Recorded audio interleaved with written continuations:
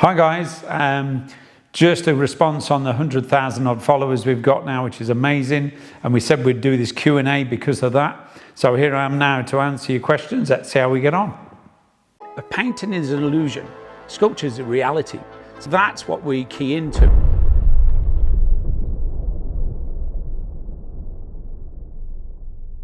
So let's get into it. Ben's going to read out the questions and I'm going to answer them all and see how we get on. What kind of clay do you use? We use a plastiline, which if you look on and subscribe onto our, where we're showing people how to use it, we always have it there. So that's the best thing, is to look on our reels we're doing. When in your sculpting career did you start making animals? About 27 years ago, just over, and went to Africa with Project Lifeline. And that's when I became a trustee working in conservation and still am today. So most of my connection with animals was protecting them and looking after them and their environment. I know that's just progressed on through going through different elements and training, but yes, it all started with wildlife and a passion of mine. I'm a bit of a bunny hugger, I'm afraid. When did you start getting the hang of sculpting animals, and what would you say is the hardest part of sculpting animals? Getting the hang of animals, more than anything, is I think the eyes, the life and the soul of the animal, and the other part is the movement of the animal. More dynamics you give when you look at wildlife or any type of animal or nature. You want the movement and you want the passion, the heart and soul in that piece. That's the difficult part, to give it life and movement. Where do you start? Books, courses or tutorials? I bought some books, tutorials. I think live videos, much like we're doing on YouTube, is good because you can see me actually doing it. You see a lot of these things where they're trying to show people where they're speeded up, time lapse. You can't see what's going on. Keep it basic, which is what we're trying to do now. As to saying what's the best way to learn, is just find an artist you like, look at the style that intrigues you. Like for me, years ago, it was Bugatti, a great legend in sculpture, the Bugatti. And look at things like that and then get the influence off them and look and try and, almost want for a better word, copy what they're doing until you get your style and find your way of doing it. And it is a difficult one, that, as we're going to show on the videos, there's a lot more to that. What's your oldest memory about sculptures? That would be at school when I was about 11 years old. Then, not like today with health and safety, we were allowed to do casting in aluminium, which is probably not the greatest thing, but I cast a little dragon and still have that now. We did a sand cast. So at 11 years old, I'd had my first baptism, and about 9 years old, I was using clay, and I've still got them here, little figures I did when I was that age. So the experience of sculpture and wanting to do sculpture was very, very early on, from about 9 years old. And then obviously traveling and seeing the cities with great sculptures, Greek mythology, the classics, Rodin, it goes on. So yeah, back to school. What would the average cost be to make a bronze? Depending on the size of the bronze, it's how long is a piece of string really. But the materials in the bronze casting industry with ceramics, bronze, have gone up, I don't know, 3 times their prices, so very expensive. But you have to work out what you're targeting and the size of thing you're trying to produce. Then you've got your mold cost, which is your silicone rubber and your fiberglass. So there's a lot of costs to go into doing bronze, and that's probably a project we'll have to cover in another tutorial, I think, or another conversation, because that is deep. But I'm willing to answer them, but I think keep it basic. You can work with clay, you can fire ceramics, a cheaper way of doing it. Another cheap, where I started, was cold cast bronze, which is a resin bronze, which is much cheaper. You still got to make your mold, but it's a cold cast, so it's just basically resin with a bronze imprint. So it has real bronze powder in it. You polish that through. They've been using it for years. It's a cheaper way of creating a hard copy. That'd be the best thing I'd say. When sculpting something for the first time, how do you know how to get your head around the shapes and depth of that piece? One word: experience. And that really is true. I've been doing it 30 years. And to give you that information, which sounds that I could just say, yes, you want to look at it like they do on these reels you see on sculpting. It's not about that. It's about just starting. Just start. Don't overthink it. You start to think too deep before you've even started. So unless you have started, then there's another conversation we need to have. But I think it's about just getting stuck in every day or whenever you can. For me, I live it 7 days a week. And I'm still learning now about depth, movement, how it corresponds with the space around it. It's a big old question to answer that. But all I'd say is just keep sculpting and it will start to come, and then you'll start to see it, and it just becomes natural or instinctive. It's hard to explain, but you just do. So it's a tough one, that, guys. Have you ever tried ZBrush? Computer.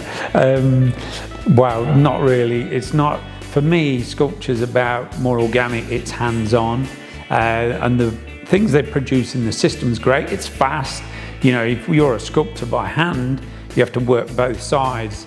And I know people that use ZBrush and Photoshop, and they can flip it, they do one horn, flip another horn. It's, you know, it's a faster process of creating a reality with the tools you're given, and they're becoming so advanced now, the 3D side of creating that. It looks brilliant, I've seen it, it looks absolutely class, but it doesn't have that real human element to it. So for me, no. Would practicing sculpture with clay transfer into sculpting with stone?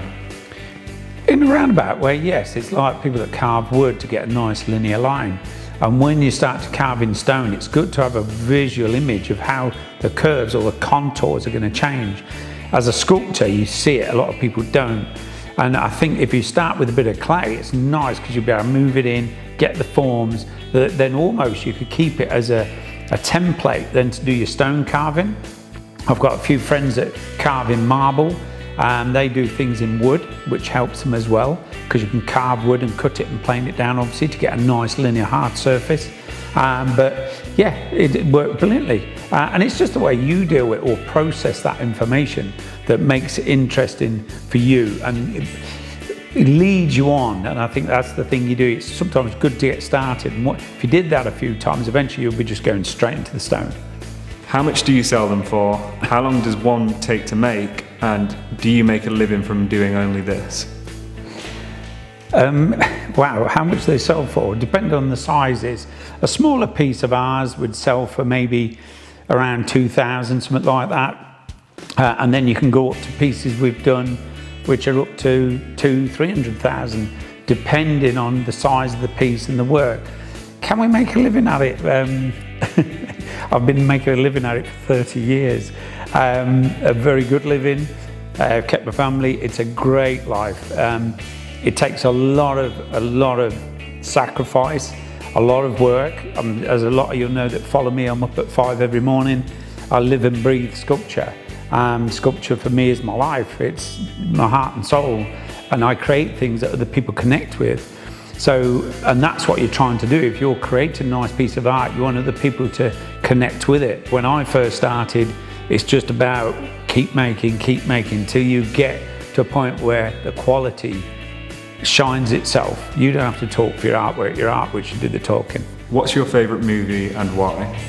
Easy, Lawrence of Arabia, the legend. I mean, you know, blimey, just great acting, great theatre, and just stuck with me as a kid. And I just realised within it, and the passion within acting was something I loved, whether it be art or the arts. Let's end it there, all the arts, because they all inspire you to do what you do. Like, I like to put great music, classical music, like Lawrence of Arabia music, all the legendary films, even Ben-Hur and the Vikings and all that. There's great stories that sometimes just lift us that bit. And that, I think, lifts, watching great films, not some of the things that are done today, but the great legendary films just lifts you, makes you feel good. And I think that's just good input for yourself to then go and do your work. Where do you get your ideas for your sculptures? Where to get the ideas? Most of it is a bit like I always say, being a child. I see certain things that recently I've been started, as a few will know that follow me, going mad for horses, because I'm spending a lot of time at some Warm Bloods, Ben's girlfriend, and we go to their stable. So that's exciting me. You see one horse we've got there called Jaeger, he's a monster. But just the presence of him, his majesty, everything about him just inspires an artist to think, wow, I want to sculpt this. So that sort of excitement is created in many ways. Doing the hares, we're sort of in the country a bit, and the hares are all around us, deer, roebuck, and just seeing them, the barn owl we've got them flying around. They're inspirational. That's why when I get connected to something, like I said earlier, my first trip to Africa, but then I've been to India, South America, all over the world, mostly now China, and I want to see the animals I sculpt. I dive a lot around the world. If I'm going to do a turtle, I want to go and spend some time with them in the sea. That's where you get your inspiration from, life, and art is life. How and where did you learn sculpture? Well, I'm self-taught, so I just taught myself as being a young lad, and then started playing, then dropped off it for a few years, and started again, and then dropped off it for a few years because of family issues, work and jobs, so we all know that one. You have to pay your bills. So basically, I just kept playing at it. As I said earlier on to one of the questions, where do you start, how do you understand form? You just got to keep doing it and keep doing it. And eventually, I suppose it's like a reader that reads fast, or anybody that does a music, learn to play a guitar, it's difficult. But a year on a guitar, you start to learn. 3 or 4 years on a guitar, it sings. And that's sculpture. Sculpture's that. It's like painting, techniques, development, and it's not all in a book. It's not all in a college, definitely not in a university because of all the weird stuff. It's just you putting your time into yourself, doing something you love, and that's the best way I can explain it. When starting a sculpture, how do you choose a base and make sure it doesn't go lopsided or cave in on itself? Well, if a few of you have followed me over the years, you'll know I've had ones that have collapsed and fell apart. It happens, and I've been doing armatures for years. Ben started doing a lot of my armatures now, so he's welding them. We do them in steel and aluminium, so it makes a very strong skeleton, which we are going to show you on YouTube later on, progressing forward. But then you can use what I use, expanding foam. It's great stuff, very toxic, to make sure you're outside or somewhere. I'm not advising to use it, it's what I use. And that gives you a good solid body which you can carve with a bread knife. Great little tool to use. And then lay up your clay or wax on top of that, and that will stay strong, and it will give you a nice rigid form to work on. It's absolutely brilliant, but it's not for everybody. Like our Roxy's tried it, she hates it. So it's just keeping what works for you. Do you work in any other mediums? Yeah, I think clay is probably the best you can use for fast quickness. And clay goes through layers of hardening from very wet till it starts to get leathery towards the end. It's lovely to work with. And clay is cheap. If you want to start doing sculpture, it's cheap, a lot cheaper than plastiline. But I was buying a lot of plastiline years ago, but clay's great.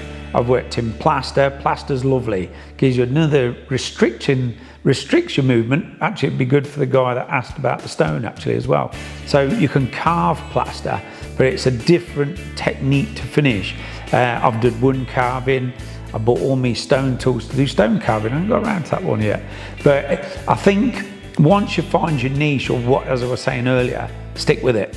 And I found wax the best thing for me, because I want to live it. As we're going to do a studio tour at some point on YouTube, we're going to show you that, because there's a lot of work ongoing which is amazing with wax. Do you also sculpt more stylized pieces, or only focus on realistic ones? It's endless. We've got surrealist stuff I've done over there years ago. We've got almost shell tapes, different forms. We've not put those into the galleries. They're things I've been playing with for a lot of years. A bit like some of you that follow us when we did the tomb stuff, because I like a lot of tombs when I travel around the world, like the Black Panther and things like that. I love that mythical. We're doing one at the moment with the satire and the dancing. So I love fantasy. I've done dragons in the past and all sorts. I started off when I was younger doing dragons and gargoyles and stuff like that, which I find fascinating. And I think that's another thing, another point to pick up on, is do what excites you. No matter what it is, if it's a flower you can sculpt or whatever, do what you love, and then that starts to work. And where that path takes you, you just never know. It's great. What is the sculpture you're most proud of making? That's a difficult one, because you're always moving and evolving. Artists should evolve. A lot of artists, I think, stay stagnant. And for me, even when I see the stuff I've done, I think, I could have done it this way, I could have done it that way, or changed this and changed that. I don't think as an artist or somebody that's pushing themselves all the time is ever happy with the work he does. And I think it's a real difference. I think if I had to really choose, it'd be the city pieces we've done in the big cities, the one we just won an award for in Cardiff. Absolutely love that piece, the one we did at Wembley, which is 17 feet. And the nice thing about it, because it's picked by the public, and a team of experts when we sort of got up against Royal Academy boys and real big people in the business. And so it's nice to win them things sometimes. So I suppose they fit different categories. From, I love animals, obviously, as you know, but to get the big public work every now and then, they are inspiring, and when you see big pieces, they do inspire you. So I suppose it's the big city pieces we do for the military and various clubs and things. What process do you use for mould making? What are the materials and techniques? Wow, there's a lot of different types of style of moulds we make, but basically it'll be just silicone rubber, layer it on, 4 or 5 layers. Once we've got that packed up, we then fiberglass one side and fiberglass the other. You see it a lot on Instagram and YouTube, loads of people doing it. And then just acetate round one side, put them together, it's fiberglass the other side, and then part. So that's basically what a mould is. Very simple. It just needs a bit of thought about what the pieces you're doing. So it's a difficult one to answer at the moment, but we will get to that in the future. With such a long span of experience, could you pinpoint the different disciplines you use in your art today? The main thing is, I've said it before, is to get used to using the tools that become your first. I mean, we did a little video on YouTube saying these are the tools, and one of them is a kitchen knife. And discipline into work, again, I've been on this earlier, is your disciplining yourself to stick with the tools you're using. Get used to mastering the tools so you can swivel them. For me, I'm left-handed, but I use my right hand to sculpt as well as my left. So I use both tools.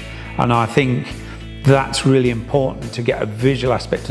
You see a lot of young sculptors when they're starting and the faces are lopsided. And I always say to people, you know, they sort of look at it, it's a different character, there's a different energy in that side. Don't try and make everything linear, let it become natural. But the discipline literally is the tools using and keep using. You can't expect to go in there after a few months or the first year and think, I'm struggling. Well, you're going to struggle for years. It's not a year, it's years. It takes, you have to, there's a great word, master the tools. To be a great craftsman, or even an artist or a guitar player I go back to, it's crafting your skills, learning your skills. Everybody wants a quick fix today. Unfortunately, sculpture ain't about that. It's really not. So it's basically spending time with your tools and the materials you're using. When you're going to sculpt, do you know what you're going to make, or does it just happen? That's an endless question, that one. Sometimes I have it in my head what I want to do. And yes, it does just happen, but it doesn't really just happen. There's a bit more to that. You start with an idea in your head, and then the sculpture somehow takes you to where it wants to be. I know it sounds strange to say, but it does. You start off with an image in your head, and we can see it. And other people, when you're talking about it, think, oh, but it's like going to watch a film that other people have talked about. You go, oh, it's amazing. You go and see it, and your perspective on that film is very different. Sculpture in your mind is the same. And I find you go in with this vision of what you're going to create, and you struggle. You can see this, but the sculpture ends up going its way. And that's the nice thing. Just let it evolve, let it turn. And when Ben's built the armature, we'll pull it around, we'll animate it slightly different. We've started getting the mass on, and all of a sudden we're going, it's just not connecting. Then we start pulling it, and it starts evolving, get movement in it. So that's a progression. As to say it's in your mind, of course it is. But I think, like I say, it takes you where it wants to go. And you have to let it. If you're trying to control it, you end up with a model, not a piece of art. What influenced you to make such beautiful art? Life. Art is life. Art, from all the generations, from the cave paintings to everything, art was the language, and it still is today. I always say art is the great leveller. From paupers to kings, people can respect or love art. And I think that's the nice thing about it. It's the passion you put in it through what you love, then hopefully then connects with other people. That's why people buy your art. Some people may look at it and you have the passion for that piece. They haven't, but somebody will. And that's what you've got to focus on, is just giving the heart and soul of what you have into the creation you have belief in. If there was a time capsule for artists to leave their legacy for the future generations, which one piece of yours would you put in it? Wow, that's a tough one. There's so many pieces. I'd like to say wildlife to show what was on the planet and things like that, but I think it'd be the COVID piece actually, which we created on the first of our media. for Instagram in lockdown, and we got loads of people to bring ideas in on, and we created this piece, this COVID piece, creation from isolation. And if you look online, you'll see it. And it's got many meanings about life, the endless, what you reap, what you sow. And it's actually one behind me, actually. And I love that. And I think it says so much about our world, our creativity, the people in it as they are today. And it's very, I always think, a very Dali piece we created. And I say the fun was from other artists and other creative people online that we put it together with. It was like a collaboration of very frustrated people in the art world and in the world of COVID. So I suppose that connection with the people and the media, it was our first, I don't know what we had then, I think it was, I don't know, 500-600 followers then. Whereas now we're up to 180,000 followers on YouTube at silly amounts. So I think that was like a beginning of our studio, our bronze, and teaching people like yourselves and interacting with other artists and inspiring other people. It just became a great thing to do. So I suppose it'd be the COVID piece. Have you ever bought an art theory book? An art theory book? No. For as I said earlier in the interview, I left school, I couldn't read and write, and I'm still a very, very, very, very slow reader. So if I start reading a book, it bores me, I just can't.